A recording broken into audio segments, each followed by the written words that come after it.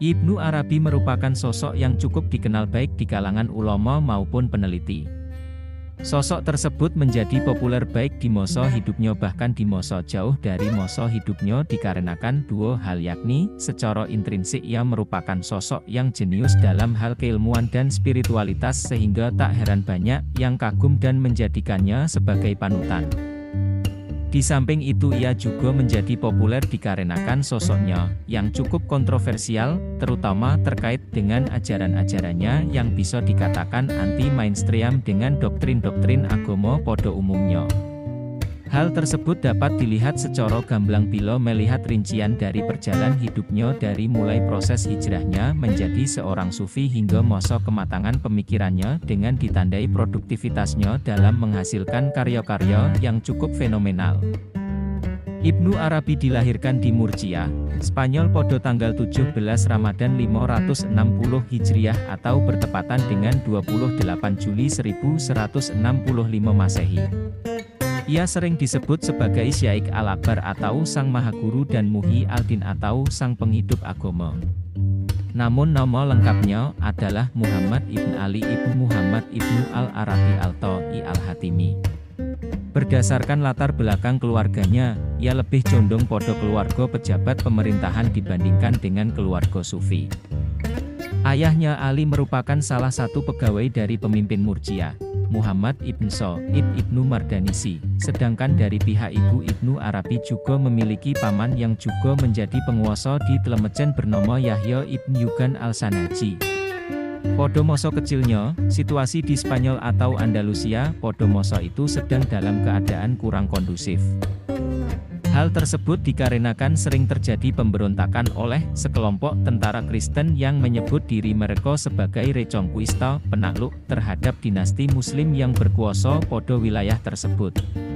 Dalam keadaan itulah Ibnu Arabi tumbuh, namun oleh karena ia berasal dari keluarga yang cukup terpandang maka ia dan keluarga tidak sampai merasakan dampak yang kurang menentu tersebut. Masa hidup Ibnu Arabi setidaknya dapat dipetakan menjadi 3 fase yang mencakup fase prasufi, fase pertaubatan dan pembentukan jati diri, dan fase mengajar.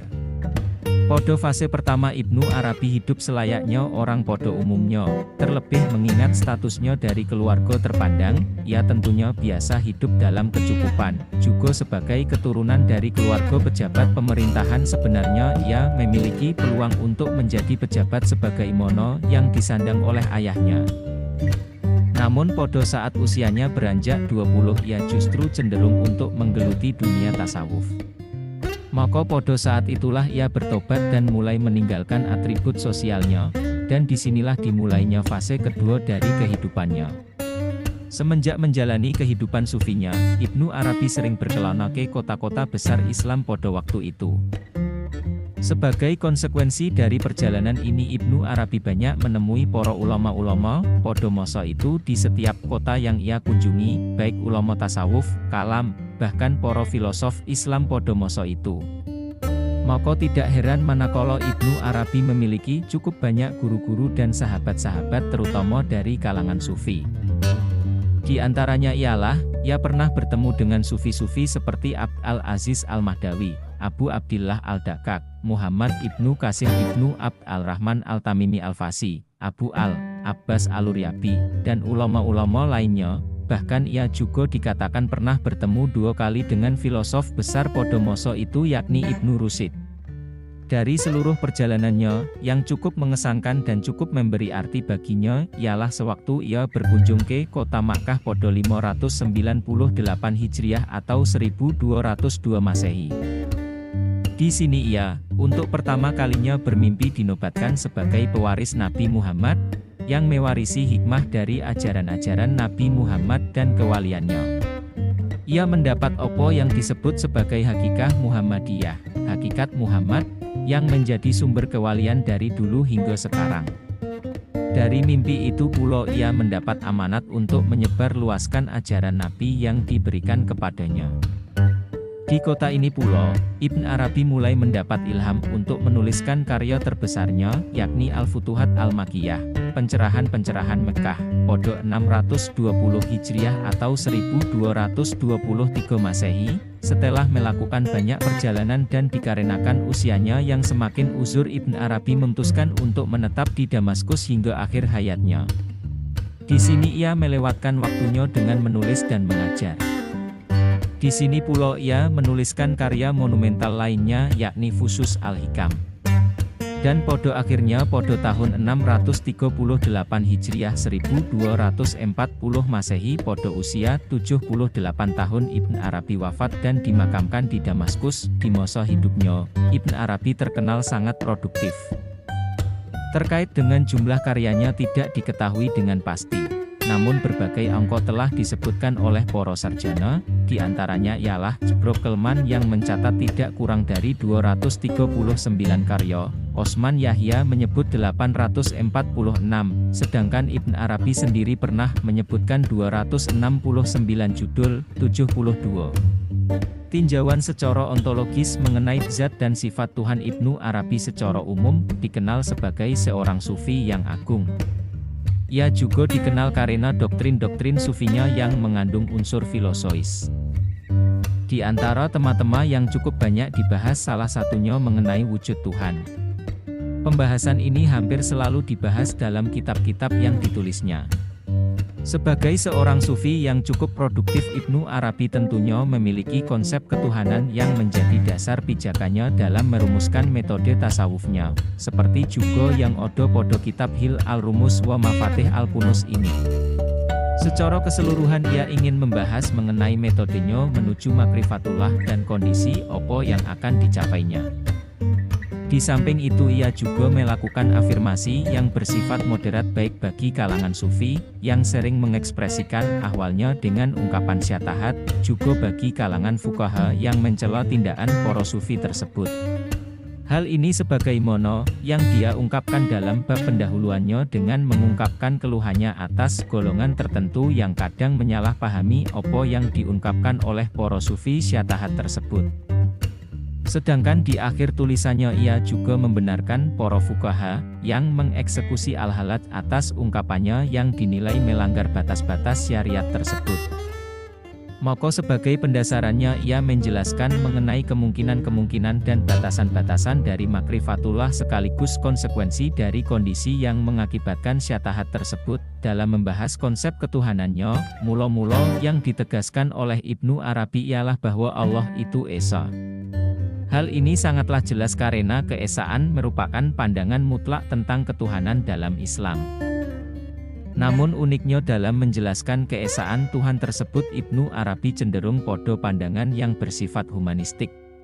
Ia mengatakan bahwa oleh karena dalam diri manusia itu terdapat unsur yang bersifat ketuhanan yakni roh, maka keesaan Allah ini juga dapat dilihat dan diteliti pada manusia itu sendiri sebagai manifestasi dari wujudnya. Hal ini ia sandarkan pada hadis barang siapa mengenal dirinya maka ia mengenal Tuhannya. Dalam memandang keesaan ini juga Ibnu Arabi tetap memandang bahwa Tuhan, di samping memiliki zat dia juga memiliki sifat. Mengenai zat Allah, ia menegaskan bahwa zat Allah itu tidak bisa diketahui oleh hamba.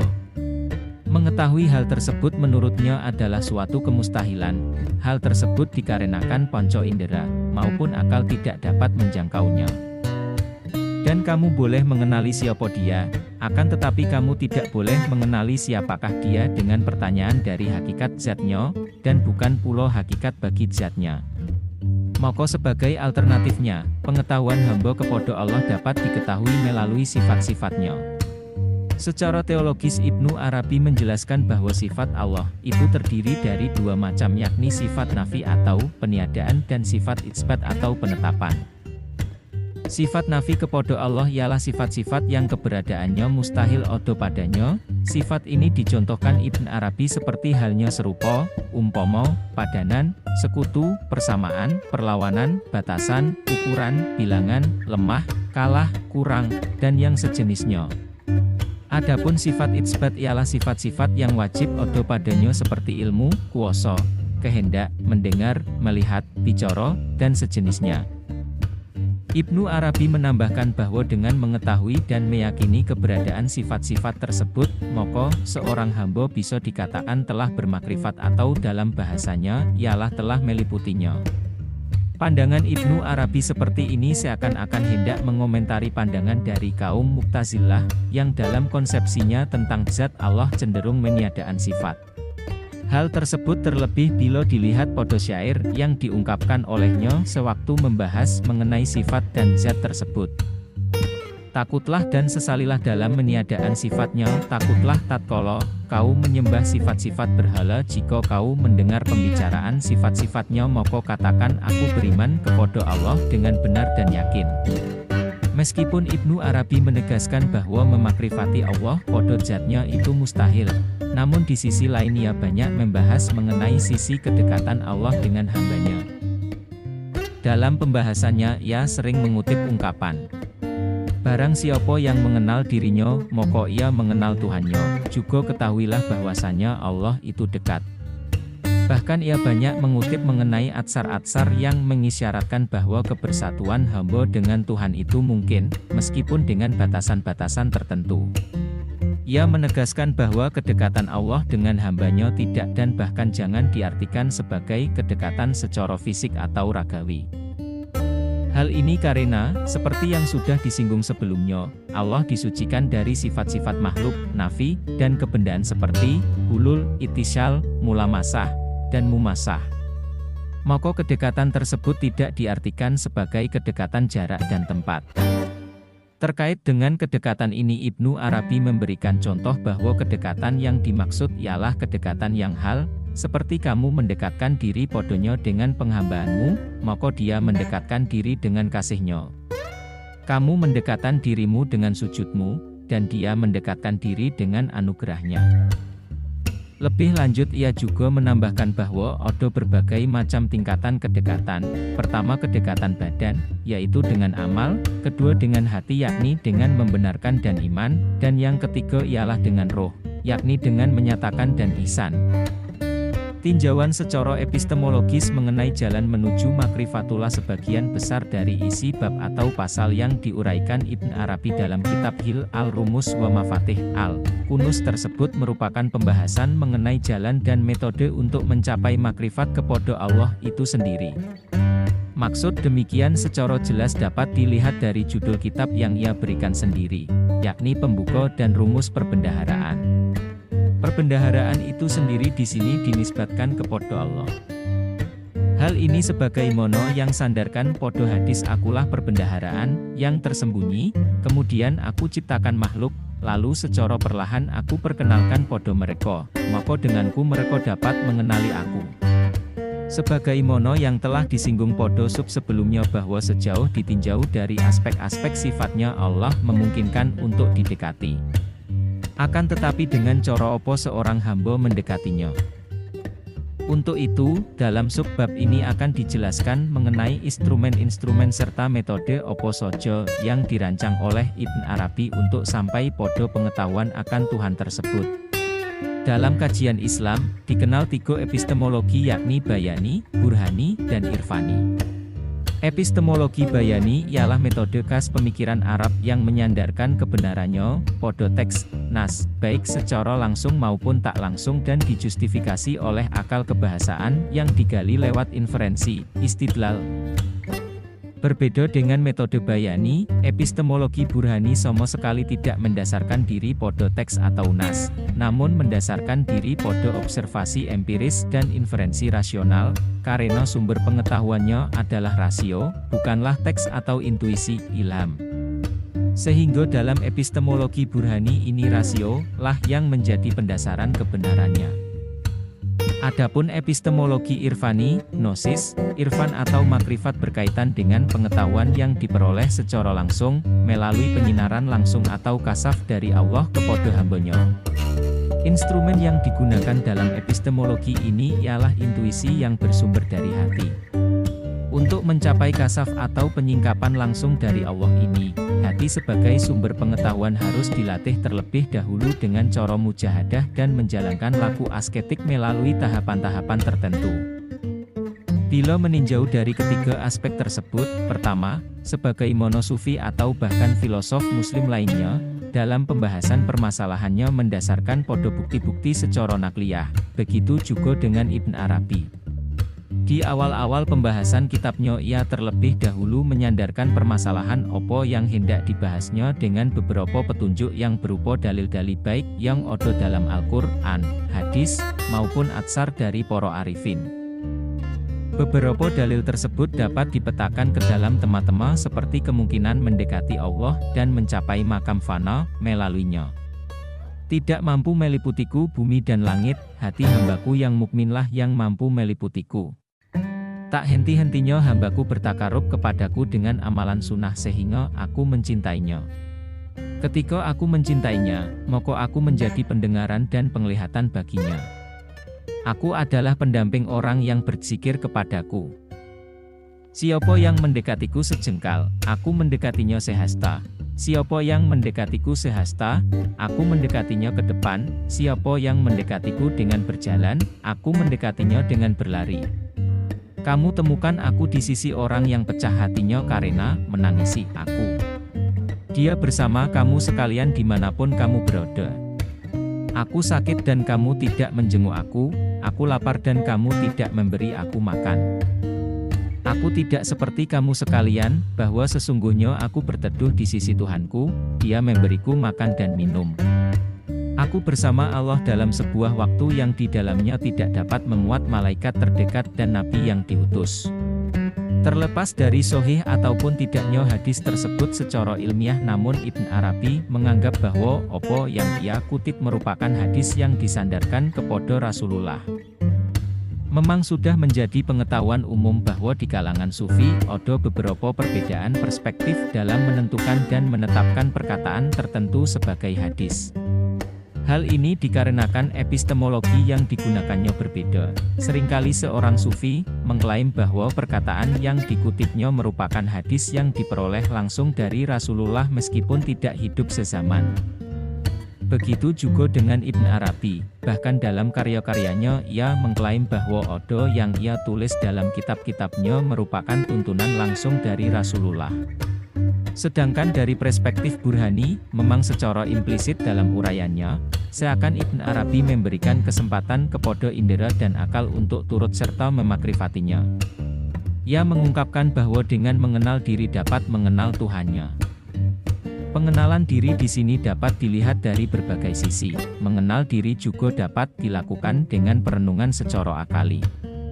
Terlebih Ibnu Arabi secara eksplisit mengatakan bahwa untuk dapat memahami keesaan Allah, seorang hamba dapat melihat langsung pada dirinya sendiri sebagai kesatuan roh dan jasad. Roh diandaikan dengan Tuhan, sedangkan jasad ialah alam. Sebagai contoh dapat digambarkan bagaimana Ibn Arabi menggambarkan hal ini. Pertama, bahwa bentuk manusia ini tatkala membutuhkan pengatur dan penggerak, dan roh ini menggerakkan dan mengaturnya, maka kita menyadari bahwa alam haruslah memiliki penggerak dan pengatur. Kedua, tatkala adanya penggerak jasad itu satu, yakni roh, maka kita menyadari bahwa pengatur alam ini satu, tidak ada sekutu baginya dalam peraturan dan penetapan alam. Dan seterusnya yang keseluruhannya ada 11 perumpamaan. Namun hal ini akan menjadi samar manakala menyimak uraiannya dalam syair berikut. Wahai pembual yang mengaku mengerti Allah, kau berucap memamerkan tauhid, dan mencari ilmu dengan akal yang lemah, dan mengkiaskan pendapat dengan nyoto dan jelas. Aku kira kau bodoh bahwa kau dapat menemukan Allah. Kau menemukannya dengan yakin, atau akal mampu meliputinya dengan seketika, atau akal mampu mendirikan bukti atas kehendaknya. Atau ilmu-ilmu dan opo yang tertulis dalam buku-buku, apakah semuanya buta kecuali menyatakan Allah Maha Agung keadaannya, dari terliputi ilmu, akal, dan pendapat, Maha Agung kekuasaannya. Seakan ia hendak mengatakan bahwa akal hanya mampu untuk membuat perumpamaan-perumpamaan mengenai sebagian bukti dari keesaannya. Karena dalam lanjutan syairnya seakan ia hendak mengisyaratkan bahwa ada instrumen yang lebih luas dalam menangkap makrifat kepada Allah, yakni hati. Hati para arifin berjalan padanya, di seluruh penjuru pikiran dengan berjalan dan berkendaraan. Mereka tinggalkan keluarga dan negara, mereka mengembara dan menekuni malam tiap waktu dan masa, hingga mereka mencapai penghabisan ilmu dan makrifat. Mereka dibukakan keelokan rahasia cinta nan nyoto. Moko satu lagi yang belum dibahas yakni terkait dengan potensi irfan dalam menyingkap tabir Tuhan menurut Ibn Arabi. Seorang hamba mampu mencapai kedekatan dengan Allah dengan keadaan sedekat-dekatnya melalui perantaraan hatinya. Tidak mampu meliputiku bumi dan langit, hati hambaku yang mukminlah yang mampu meliputiku. Berbicara hati podo hal ini tentunya jelas dalam diskursus epistemologi, sebagaimana yang telah dipaparkan sebelumnya, lebih dikaitkan dengan metode irfani. Ibnu Arabi banyak membahas mengenai penyucian diri yang berdampak podo kesucian hati dan ruhani. Baginya hati dapat menangkap realitas ketuhanan yang diperoleh melalui musyahadah atau tajallinya. Akan tetapi sebelum hati dapat menerima atau menangkap realitas tersebut, hati mesti terlebih dahulu disucikan dari kekotorannya. Ibnu Arabi pula menegaskan bahwa hati yang dimaksud di sini ialah hati dalam arti ruhani, bukan dalam bentuk fisiknya. Karena mustahil Tuhan dapat bersanding atau bertajalli dengan sifat fisik atau materi. Langkah yang mula-mula sekali dalam penyucian hati tersebut ialah yang menetapkan bahwa tarikat menuju Tuhan itu terdiri dari 3 langkah yang tercakup dalam tahapan Islam, iman, dan ihsan.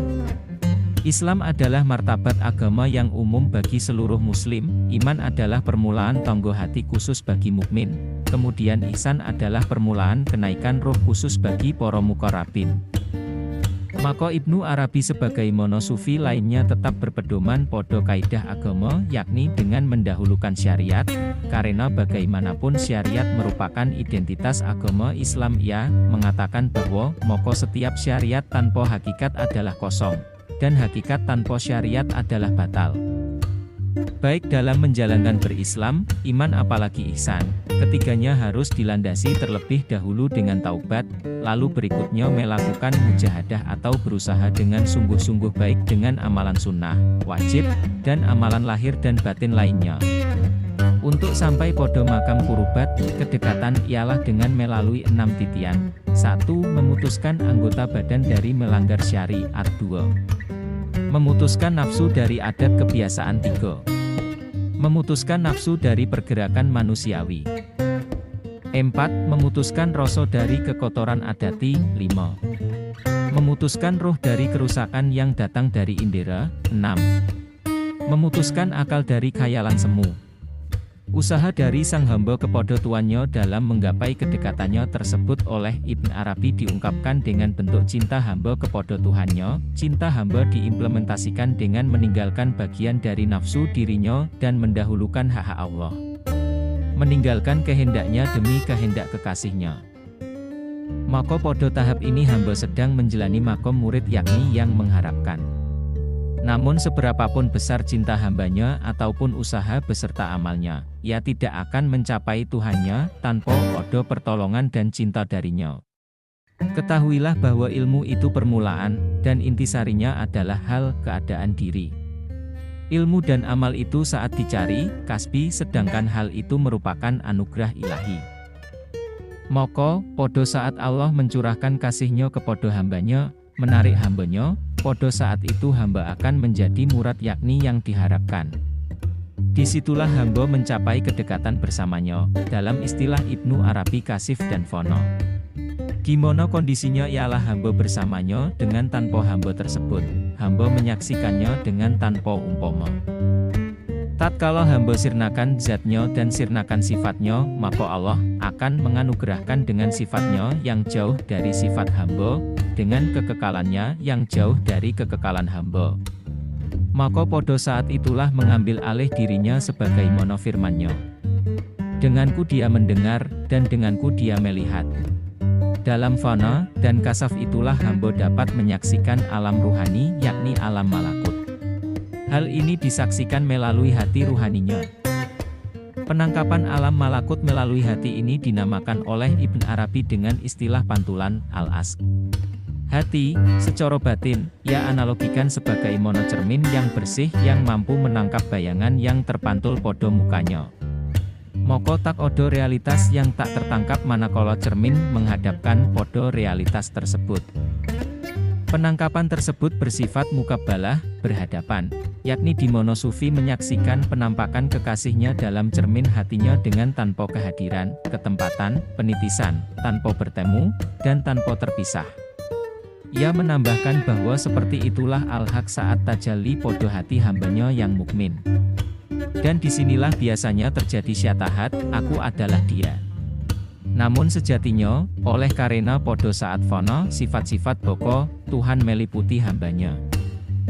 Moko fono di sini diartikan bukan berarti hati hamba yang meliputi Tuhan, atau Tuhan meliputi hamba, akan tetapi Allah meliputi dirinya sendiri, karena dialah yang meliputi segala sesuatu. Moko telah tetap bahwasanya sesungguhnya tidak ada yang meliputinya dalam hakikat, selain dia sendiri. Tinjauan secara aksiologis mengenai Tuhan dan manusia. Dari uraian di atas moko jelas menurut Ibnu Arabi manusia memiliki berbagai kesempurnaan, yang kesempurnaan tersebut harus diusahakan oleh manusia untuk mencapainya.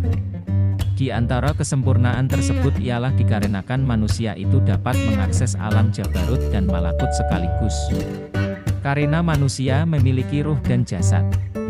Kamu adalah teladan dan keberadaan yang diharapkan, dan keberadaan itu adalah kehendakmu, bahkan untuk dan karena dirimu. Kamulah yang diharapkan untuk dirimu. Dan al-haq menciptakan seluruh keberadaan untuk dirimu. Allah menciptakanmu agar kamu mencintai dan memakrifatinya. Dan kami tidak menciptakan jin dan manusia melainkan supaya mereka menyembahku. Yakni supaya mereka mengesahkanku. Supaya mereka memakrifatiku. Akulah perbendaharaan yang tersembunyi, kemudian aku ciptakan makhluk, lalu secara perlahan aku perkenalkan podo mereka, maka denganmu mereka dapat mengenali aku. Maka sudah jelas, bahwa kehadiran manusia itu ialah untuk beribadah, atau dengan makna yang lebih dalam ialah untuk memakrifati Tuhannya. Dengan memakrifati itulah manusia menjadi tahu kesempurnaan Tuhannya, sekaligus ia tahu mengenai kesempurnaan dirinya. Lebih lanjut Ibn Arabi menegaskan kembali mengenai kesempurnaan manusia yakni, kemudian ketahuilah bahwa al-kaun, alam wujud, merupakan salinan darimu, karena kamu adalah turunan dari alam wujud. Karena sesuatu yang odo podo dirimu adalah juga odo podo al-kaun. Dan kamu memiliki kelebihan atas opo yang odo di alam wujud dengan adanya sesuatu yang telah Allah Subhanahu wa Ta'ala khususkan untukmu dari memakrifatinya, hikmahnya, rahasianya, cahayanya, kenampakannya, dan kedudukannya. Bahkan manusia lebih dari sekedar al-kaun. Pembahasan mengenai ini banyak dibahas olehnya podo kitab-kitab lainnya, yang dengan gamblang menjelaskan mengenai kesempurnaan manusia, insan al-kamil, bahwa manusia merupakan salinan dari keseluruhan sifat-sifat Allah secara total. Hal ini berbeda dengan makhluk-makhluk lainnya seperti hewan, tumbuhan dalam makhluk lainnya yang hanya memiliki salinan dari sifat-sifat Tuhan secara parsial. Dalam makhluk yang bernama manusia terbentang kesempurnaan bagi wujud untuk menggapai kesempurnaannya. Maka manusia yang sempurna ialah manusia yang mampu mengaktualisasikan semua bentuk potensialitasnya sesuai bentuk atau sifat-sifat Tuhan secara lengkap.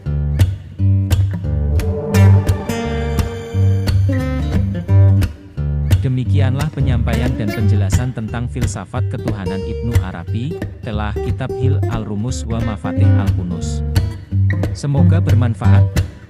Jangan lupa like, share dan subscribe agar saya lebih semangat lagi dalam berbagai ilmu dan informasi yang menarik lainnya. Terima kasih.